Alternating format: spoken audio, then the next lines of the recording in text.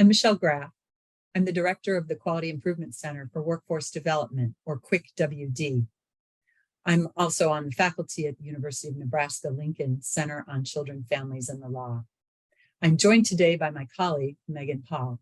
Megan? Hi, I'm Megan Paul, also at the UNL Center on Children, Families, and the Law. I'm a research associate professor, and I am the workforce lead on the CWVE. Thank you, Megan.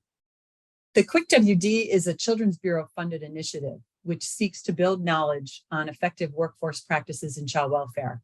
We have a number of resources from the CWVE that we'll be sharing with you today, and we hope you'll check out our website to take advantage of everything the CWVE has to offer regarding child welfare workforce. Today, we'll be talking about how to better understand and manage your agency's employee performance, turnover, and well-being, using data that you likely already have been collecting or can begin collecting fairly easily. We'll start off explaining the idea of evidence-based human resource management, and then we'll explain some types of workforce data, including data that pertains to diversity, equity, and inclusion.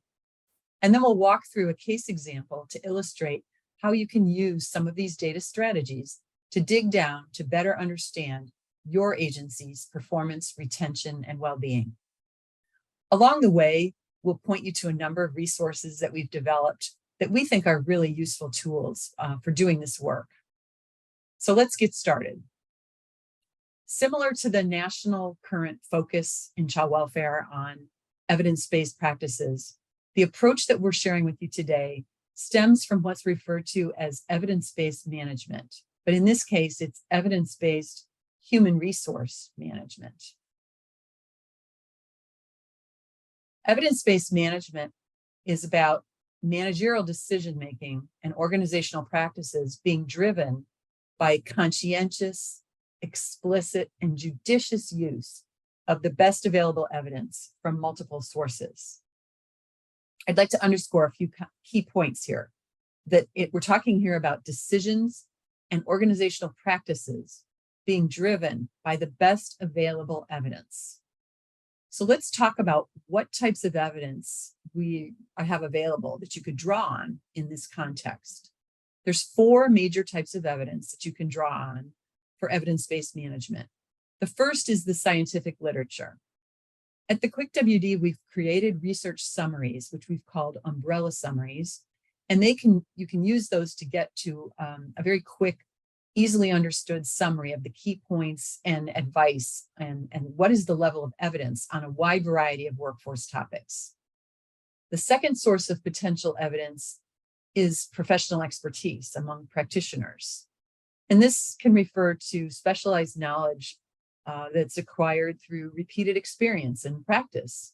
Particularly important here in this context is the role of both child welfare managers and administrators and your agency's HR professionals. They are key players here, and their collaboration is really essential for maximum effectiveness.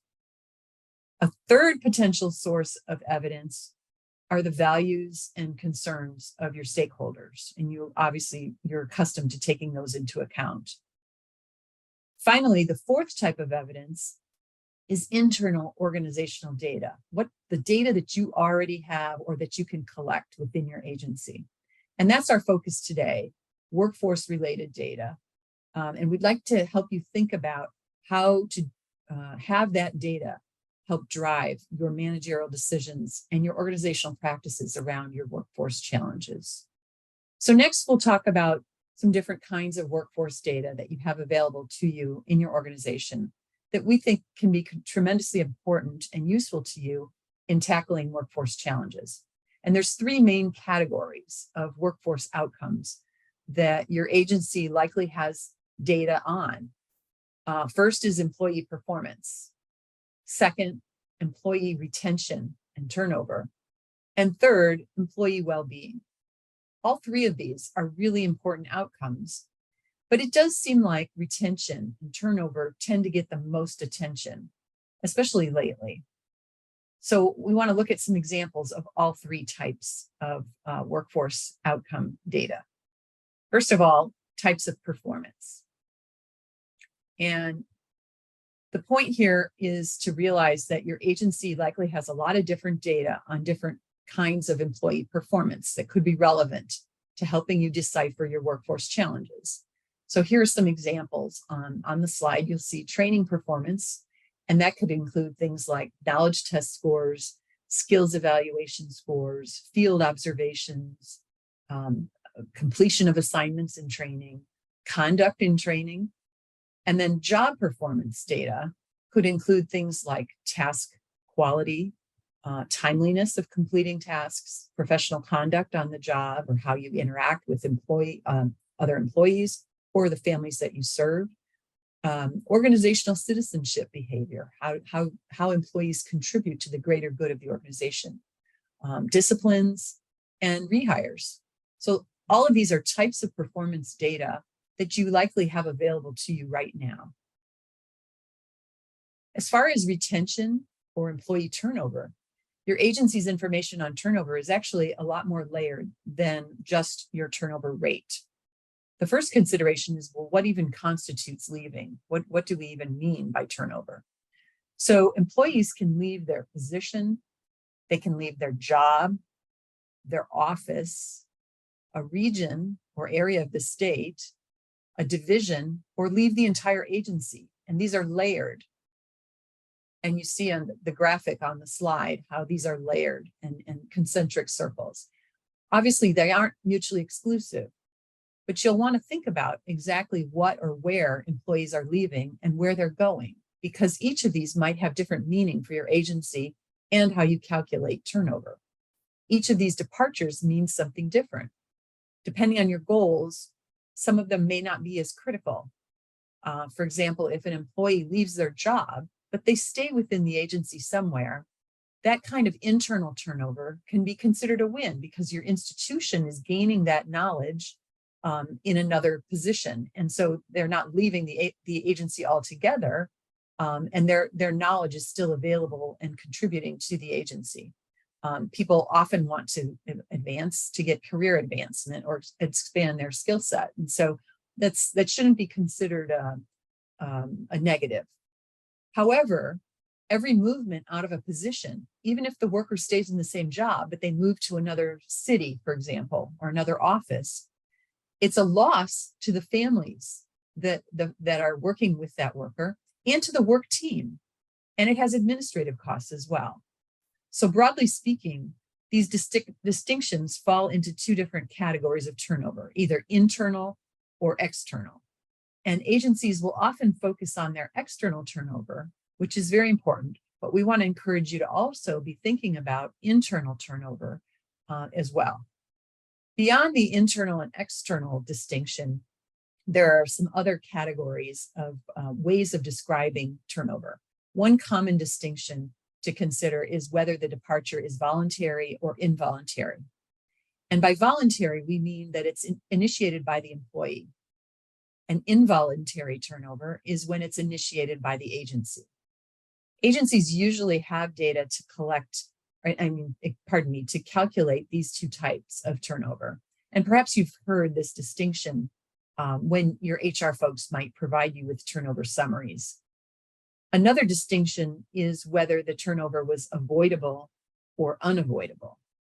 Avoidable turnover means that the employee's departure could have been prevented by the agency. And factors that might cause the employee to leave are under the control of the agency. This could be things like workload, supervision, training, etc. Unavoidable turnover means the opposite. The employee's departure could not have been prevented by the agency, by anything that the agency did. So this would be turnover because of illness or retirement, or the employee's spouse is relocating to another part of the country, or pregnancy. So for these, we wouldn't suggest guessing based on the employee's stated reasons for leaving. Instead, we would suggest that you conduct an exit interview or an exit survey that directly asks whether their departure was preventable or not. And you can phrase it as, was there something that the agency could have done to prevent you from leaving?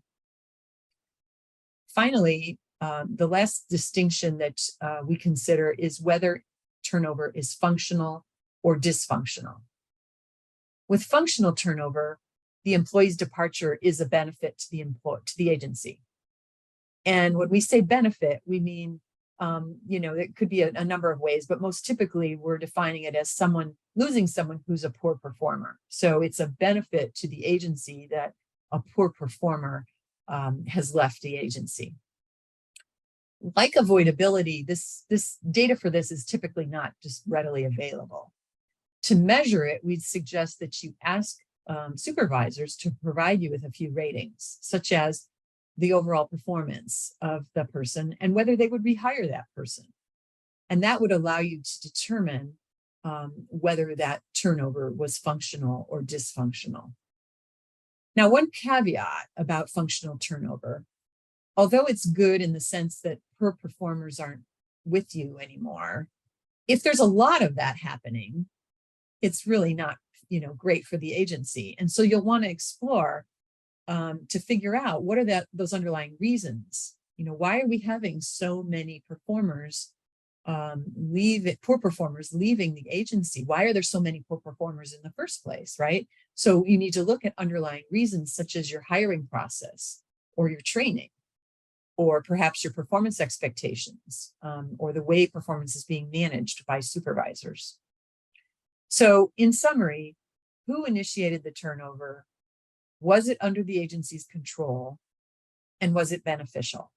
And again, the point of all of this is that if you factor in these three distinctions when you're calculating turnover, you result in a much more nuanced approach that'll allow you to have a better diagnosis and management of your turnover situation.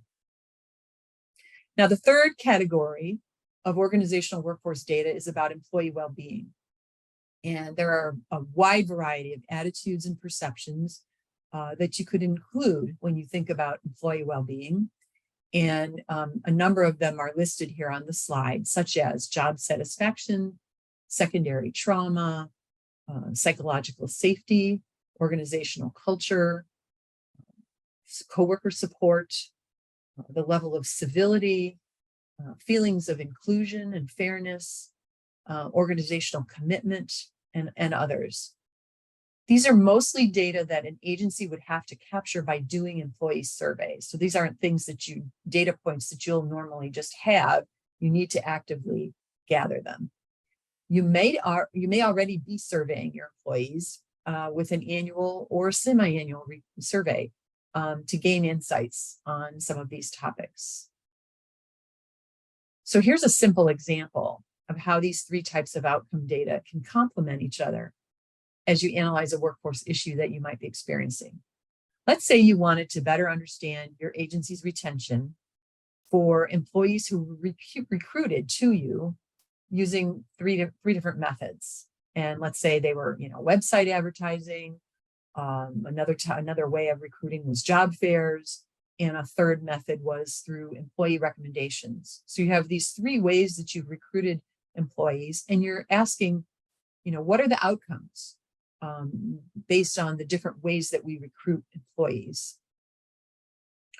You want to know, are the job fairs worth taking the time to put into that? Because sometimes that's can be very labor intensive to go to job fairs. Are we getting good hires out of them? So that's the question here. So you could work with HR to break down the data that's already pretty much existing within your agency and look at what percentage of employees who are hired using each of these three recruiting strategies are still with the agency after 1 year on the job, and what percentage are still there after 2 years on the job, and compare that. You could also add to that the average performance rating that these employees that are recruited in those three different ways have received. And finally, you could compare the three groups on their average job satisfaction rating taken from your most recent organizational surveys. So when you break down your data like this, it can be really enlightening for understanding which of those three recruiting strategies are resulting in employees who will stay, who are good employees, good performers, and are happy with their job. Now, beyond recruiting, you can also do the similar kind of thing with data about the effectiveness of each of the typical processes in the employee life cycle. For example, you can look at data about recent hires' perceptions of the onboarding experience that they had. Or you can gather data about how employees perform in training. Or you can survey employees about their views of the professional development opportunities that your agency offers them. For all of these, your HR representatives can be really valuable allies and partners in this, and we encourage you to seek them out to collaborate with you on this. One of the resources that we're sharing in the resource list is a brief on how to improve working relations between HR and child welfare program leadership, and we encourage you to take that into consideration. So now I'm going to turn it over to Megan to talk about data segmentation. Megan? Thanks, Michelle. So when you start examining your data, a key strategy for analyzing it is what's called segmentation. You might also have heard of it as disaggregating. Michelle's alluded to it throughout, but without that name. It's the process of breaking down the big data into smaller, more meaningful groups to get more insight. So what Michelle just showed you with the turnover and this example is actually a way of segmenting turnover data. So instead of just looking at turnover overall, it's valuable to drill down and look at different types of movement or leaving. So I'm going to give you a variety of ways to what we call slice and dice your data into meaningful groups. And I'll cover some examples here. These blue squares across the top represent the unit of categorization. So for example, we have agency structure, leadership, demographics, recruiting, role structure. And the dashed green squares underneath represent the data segments. So like for time, we have month, quarter, or year as potential segments. Of course, you could divide those into other segments as well. You could drill down on any of these categories to get more precise information about the outcome you're interested in exploring. So for example, you might be interested in exploring employee tenure, and then you could split it by geography, by education, recruiting source, job function, or other things. And then here are just a few more ways that you could segment your data on job attitudes, performance, turnover, and training and professional development. For example, you might be interested in looking at how work performance or retention varies as a function of employees' job attitudes or participation in mentorship or coaching program. So I hope you can see how all the possible combinations you could have here when you start segmenting or disaggregating to really drill down to better understand things. As a more concrete example, you can start with overall turnover data. Then you can split it by voluntariness, then by job, then by region, and finally by recruiting source. So if you did all that drilling down, in the end, you're going to have this final metric that shows voluntary and involuntary turnover for each recruiting source by region for the job in question. So segmentation allows you to examine your workforce data with more precision, so you can better see areas of concern and opportunity. You start comparing these things and you see, where are things troubling and where are they good, and start to think about what might account for those differences. When you segment your data, you can start to see potential risk factors. That is the conditions or factors that are associated with some undesirable outcomes, such as poor performance, turnover, well-being challenges.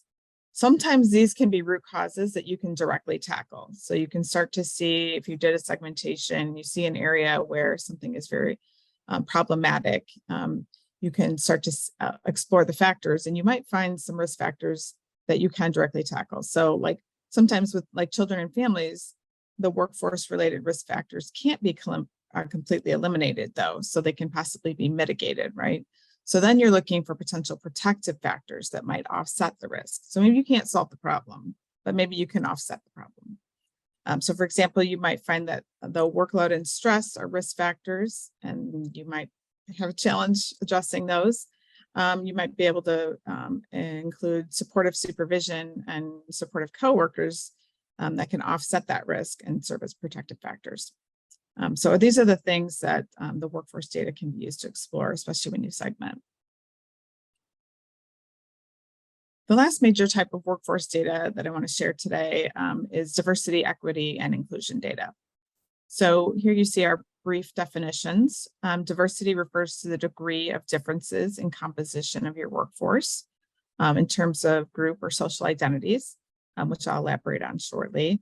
Equity refers to the degree of fairness in treatment and outcomes for employees. Just as we have disproportionality in outcomes for children and families, we often have them for employees in terms of workforce outcomes. And then finally, inclusion refers to the degree to which employees feel respected and valued, regardless of their social identities. And we'll talk about in a minute too. Inclusion can also be thought of in terms of the actions or the inclusive behaviors that lead to feelings of being respected and valued. So I'm going to go over each one of these and talk about data, starting with diversity. So here's a very simple example for one type of social identity, race. We have a table here with various categories of race, and these are pulled from the US Census. Aligning your data with census is useful because they offer community data that may be helpful as you consider your labor pool. I'll talk in a minute why it's important to know the demographics of your labor pool. So then they would match when you compare them. However, some other categories might make better sense for your community and to make sure that employees feel included when they're asked to share their race, because you don't want people to feel othered. To the extent that you can avoid that. We know that on the analysis side of things, you might need to collapse categories, and that's fine. But what's important is, what are people feeling and experiencing when they're being asked this question? Also want to point out that they should be allowed to select more than one race so that they're not forced to pick an identity. Even though you see here on this table that it says it says 2 or more races, that's done behind the scenes in the analyses when you need to collapse them if you don't have enough people in certain categories to do proper analyses. But point being is that on the question side of things, people feel included. Let's see, the bottom line then, is just to be really thoughtful about how you ask the questions at the beginning here. The other thing, as you're exploring social identity, diversity rather, is to consider other social identities, as you see here, visible and invisible. And you may also want to consider intersectionality, how multiple identities combine to create additional groups. So you see we've got also ethnicity, age, gender identity and expression, sexual orientation, religion, disability status, age, language, and other social identities. And so this is where segmentation, can become particularly very valuable to see diversity and possibly inequities, which I'll get to in a second, that might be hiding when you just do these very large overall analyses of your data. So let's say this is the racial diversity of your frontline staff. The simplest way to analyze diversity data is to calculate the number and percentage of employees in a given identity category. So you can see here, I've got them in descending order, white 68%, Black or African-American 18%, and then it descends from there to smaller groups. So knowing an agency's workforce composition can be really useful on its own, but it really doesn't tell you too much more about whether it's sufficiently diverse or equitable and so on. So a simple way to explore diversity is if you're able to get information from your local labor pool, about your local labor pool rather, and there's various sources for that. They can be available through the US Census Bureau and maybe other state and local sources. Then you can compare the two to see where you stand. So the goal is for your workforce to reflect the diversity of the available talent pool that meets hiring qualifications. And the simple analysis here is called a utilization analysis, standard way of assessing this. You can see it's very simple to calculate. It's getting the labor pool numbers, that's the hard part, right? So the math is easy after that. So positive numbers reflect overrepresentation and negative numbers reflect underrepresentation. Note that this analysis is not indicative of discrimination at this point, but it can give you a sense of whether you need to look at your personnel practices. Now, in terms of developing diversity or representation goals, you can use this information to do that with some cautions. Optimally, like I said, I want to underscore this, your workforce should reflect the diversity of the available talent pool that meets hiring qualifications. So that's the first criterion, is people have to meet the job qualifications, okay? Then you want to consider your recruitment, hiring, promotion, and retention strategies. Those are all the ways you can change those numbers. But I want to emphasize, you cannot give preferential treatment based on protected classes or status in a particular group. The goal instead is to remove barriers to ensure equal access and opportunity, right? So you're not going to look at those numbers and be like, well, we're going to stop hiring a whole bunch of people in this group because we're overrepresented. You're not going to do that. Nor are you going to say, we're going to start hiring more of this type of person. You want to start looking at all of your processes, including your recruitment strategies, to try to make sure you're really tapping your pool. Now let's turn to equity.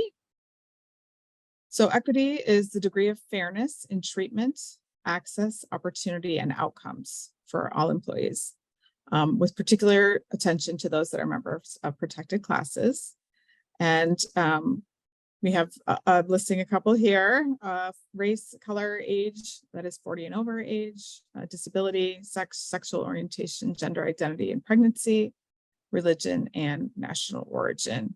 There are federal laws and state laws as well that protect these classes. We know from research that there are differences in treatment and outcomes based on many of these factors in the realm of personnel practices, such as recruitment, hiring, professional development, promotion, performance evaluation, compensation, on and on. So they are really important to examine with or without the laws. But they are very important to be aware of. So you should be mindful of those as you're exploring these things. The primary strategy for assessing equity is to segment or disaggregate any workforce metric by group identity variable of interest to see if there are differences between groups. So you can look at lots of personnel processes related to recruitment, hiring, training. You see the theme here. We keep saying these: training, professional development, performance, discipline, absenteeism, etc. Those are the types of personnel processes you want to be looking at, particularly for personnel decisions that are made by the agency, versus by the applicant or the employee. So dismissal versus resignation, let's say. There are specific analyses that can be done to examine if there are substantive differences, like really meaningful meta threshold kind of differences in areas such as hiring, discipline, promotion, or termination. These kinds of differences, when they meet a certain threshold, are called adverse impact, and they can result in legal liability and have to be rectified. I'm not going to go into those details here. They're not terribly complicated, but probably more than you want to know about right here. But further details about this can be found in our DEI handout in the handouts pod or in the resource center. So here's another example of how to further look at turnover in terms of comparing these groups from a DEI perspective. So here we have external turnover. In this case, we're examining it by race and ethnicity. So in this first column of our table, we have white, not Hispanic origin, Black, not Hispanic origin, Hispanic, and then Asian or Pacific Islander, and American Indians or Alaskan. And they're also in descending order, with the highest turnover being 64% among whites, 20% among Black, not Hispanic origin, and then descending further from there, big drop off, 6%, and 3%. So you can see how they vary, but of course, given the likely variation in the number of people in these groups in the first place, this information doesn't really tell you very much. So you should also consider their representation in the job. So now you can compare and make something, to see if there's more disproportionality in leaving.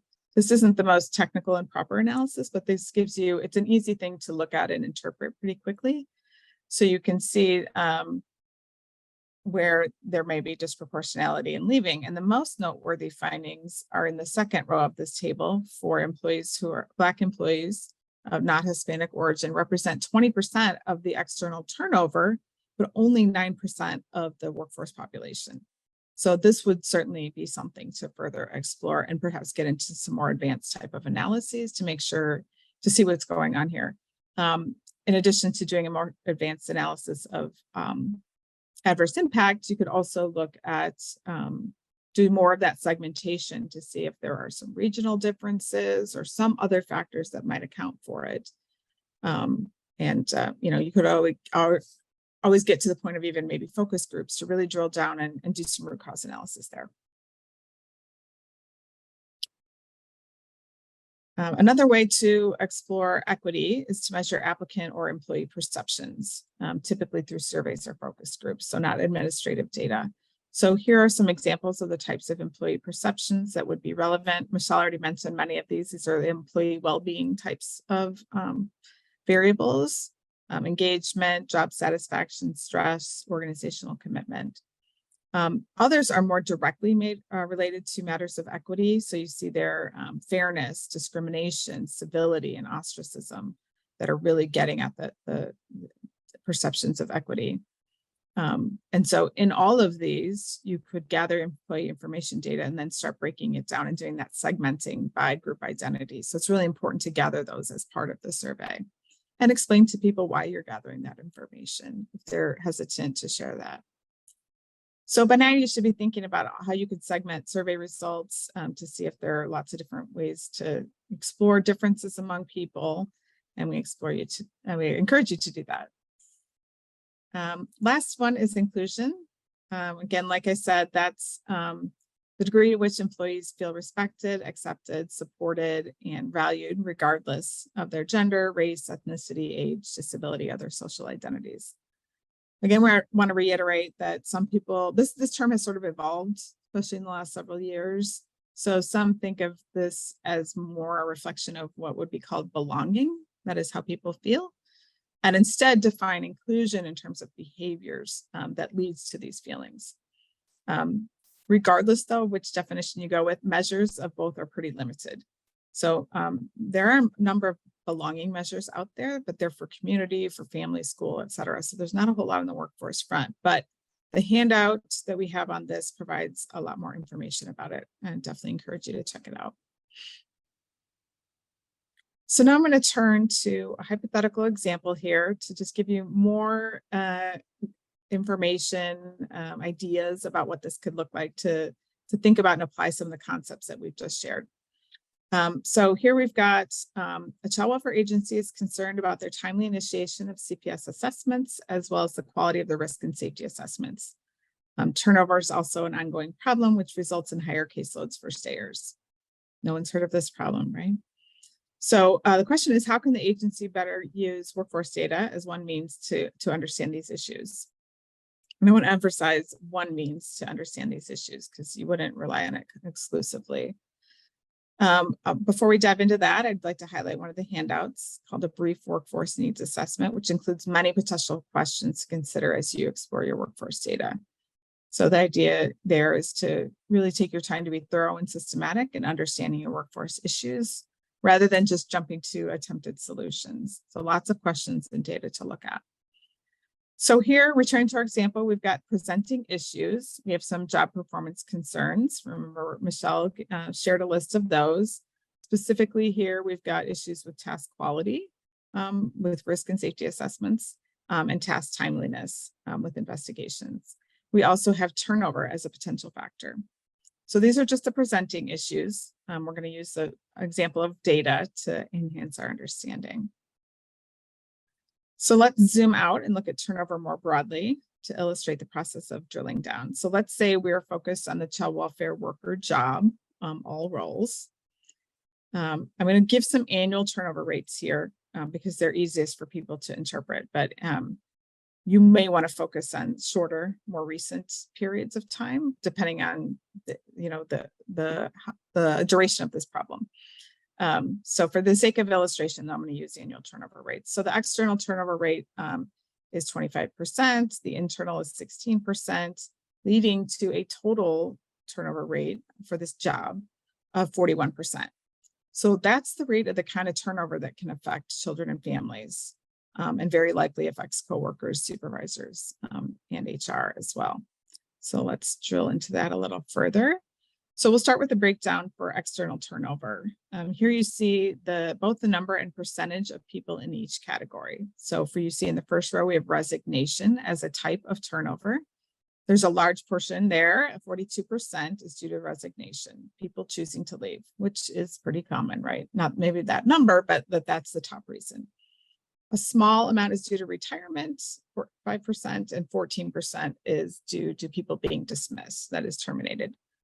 Like Michelle said, on the one hand, this is considered desirable turnover, right? Because probably if they were dismissed, there was, an issue with their performance. But on the other hand, that's quite a few people. That's 57 people that we wouldn't mind having stay if we could get them to perform well. So that's something to look at, and it's not desirable in that sense, because of the numbers. The next three rows are focused on internal turnover. So you see that 8% of the overall movement is due to promotion. And assuming a strong, valid promotional process, this is a good means of retaining institutional knowledge and providing a clear career ladder. So that's, functional kinds of turnover and movement. And then we've got 7% of people who've been reassigned. So this is generally due to performance issues. Their probation period is over. So dismissal isn't nearly as easy, and this varies by agency, what your local state laws are. So they're retained, but moved to a different job, either temporarily or permanently. So collectively, we're seeing that 21% of movement, that is 1 out of 5 people, are due to performance issues, which is a lot, and a lot of people that you want to explore that. So let's think about how we might do that. So to further investigate this, here are some questions to answer around dismissal. From where are these people being dismissed? What office, what supervisor, what particular role? Why are they being dismissed? Are there trends in the types of issues that you're seeing? And are they relevant to any of our presenting issues here, like task timeliness and completion? And when are they being dismissed? For example, relative to hire or completion of training. So again, this is, you can see, I hope, where segmentation is going to be key here, just to drill down, to use some additional personnel data and possibly some qualitative data to get answers here. Likewise, you'd want to ask similar questions for reassignment. Where are they going from? Where are they being reassigned to, and why, and when, under what circumstances, not what time of year or anything, but relative to hire or relative to being done with training. And then finally, in the bottom row, we have a lot of people transferring into other positions or jobs, so lateral moves. Again, this is a lot of change for families and an opportunity for further investigation using these same questions, from where to where, why, and when, to help us understand and really drill down. Could be a powerful means of understanding turnover. So we've chosen to highlight the value of doing that for other types of turnover besides voluntary external turnover, the one we're most used to thinking about, right? Because other types are often neglected, I feel. And this same process should be applied to voluntary external turnover as well. But we're kind of used to doing that, right? Why are they leaving? Let's do some exit interviews or stay interviews. Why are they staying? But looking at these other types of turnover is really important. So that's the big picture on turnover. Let's try to get a little closer to the issue at hand here. So we're looking at turnover here by role. So in this table, we have role or functions. We have intake or hotline, investigation or initial assessment, or whatever you call it, ongoing, permanency, and adoption. And so we're looking at the external turnover rate. I want to emphasize this is the turnover rate. Unlike the last table where it was percentage of each group, this is the turnover rate in each category. Because it's clear, it takes into account the number of people that are in these roles, because the number of people in these roles varies, right? And I want to compare those to the overall turnover rate of 25%, just so you have a benchmark. So you can see that intake and adoption are lower. The overall is being 25%. They're at 15 and 18% respectively. And so they're lower than the overall, but the rate is highest among people who are in investigation and IA roles at 38%. So now let's consider internal turnover, keeping in mind that the overall internal turnover rate is just 16%. Again, the highest rate here is for investigation and initial assessment at 21%. So they're not just leaving the organization at a higher rate, they're also leaving the role, but staying in the agency in some way. So that's sort of some good news and helps you think about how to explore what's going on. And then let's just add one more variable. We've got average tenure at turnover. And here again, you can see that it's shortest for the investigation and initial assessment role at 17 months compared to a few years in other roles. I should mention these are hypothetical data, so don't walk away with any conclusions from these data.